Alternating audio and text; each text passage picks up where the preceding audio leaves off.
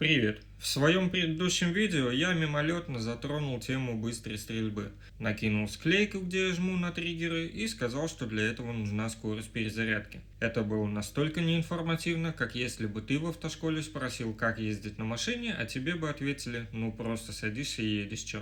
Сегодня я постараюсь это исправить. Погнали!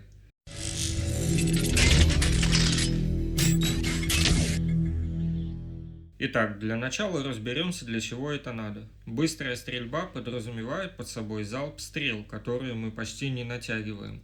Самый догадливый спросит, а в чем смысл, если урон от натянутой стрелы куда выше, чем урон от стрелы, которую не натянули? И это действительно так. Тут немного размывается понятие о том, для чего вообще нужен лук в игре. Дело в том, что натягивание стрелы до конца хорошо подходит для поражения цели, которая находится вдалеке, а быстрая стрельба, как правило, только для близких дистанций. Да и дальность полета, как ты сам понял, радикально отличается. Кроме того, как правило, быструю стрельбу используют, чтобы набрать решимость. Игре без разницы, как сильно ты натянешь стрелу, если она попадет в голову, решимость будет набираться одинаково. Если хочешь чаще использовать ключевое умение, то быстрая стрельба подходит как нельзя лучше. Но опять же, это работает только если стрелять в голову. Напуливать врагу стрелы в ногу бессмысленно, так ты решимость не наберешь. Допустим, ты понял, как нужно играть, чтобы применять этот навык. Теперь поговорим о том, из чего это сделано. Быстрая стрельба состоит из нескольких действий.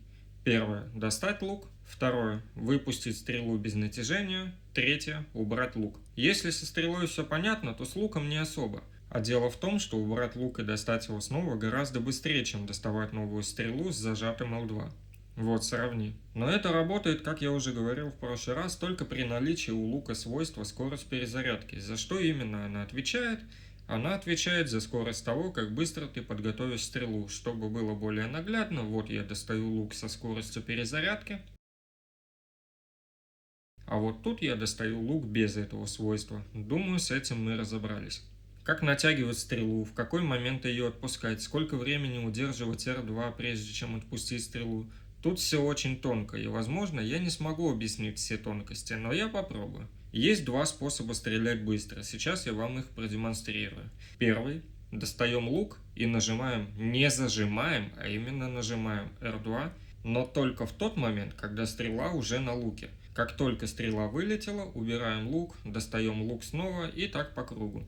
Это колхозный способ, и он никуда не годится. Так мы не контролируем натяжение, пускай даже самое маленькое, но на первых порах вы сможете понять, сколько времени проходит до того, когда будет готова следующая стрела. Для нормальной стрельбы эту технику нужно немного доработать. Итак, достаем лук на L2, сразу же после L2 зажимаем R2, и в тот момент, когда ты увидел, что стрела уже пошла в натяжение, мы отпускаем оба триггера. То есть комбинация нажатий: зажал L2, потом R2, затем отпустил оба триггера и затем повторяем операцию снова. Поначалу стрельба у тебя будет очень кривой. Либо ты будешь нажимать R2 быстрее, чем L2, из-за чего лук ты достанешь, а стрелу натянуть не сможешь. Либо, не дождавшись выстрела, уберешь лук, ну и все в таком духе.